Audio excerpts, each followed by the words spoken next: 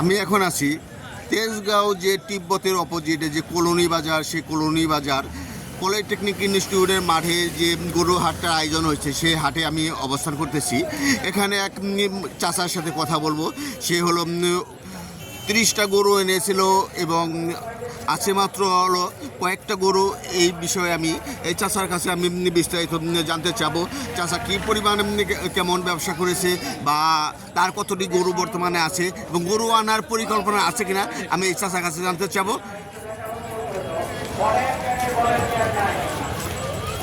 আসসালামু আলাইকুম। আপনি চাচা কোথা থেকে আসছেন? জি,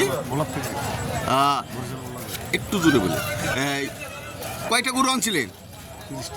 30টা। কয়টা বিক্রি হয়ে গেছে? হ্যাঁ, 25টা। বিক্রি যে করছেন এগুলো কি আপনার কেমন ব্যবসা হয়েছে? মানে কিছু কিছু লাভ হয়েছে, আপনি ছেড়ে দিয়েছেন।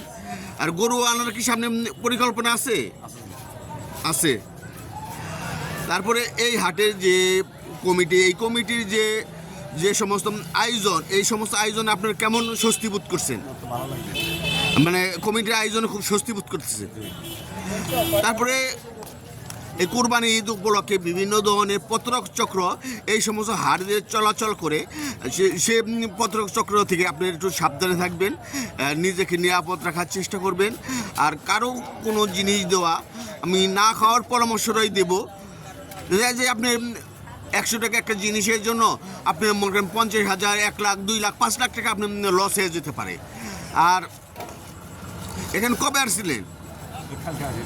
কালকে আসছিলেন।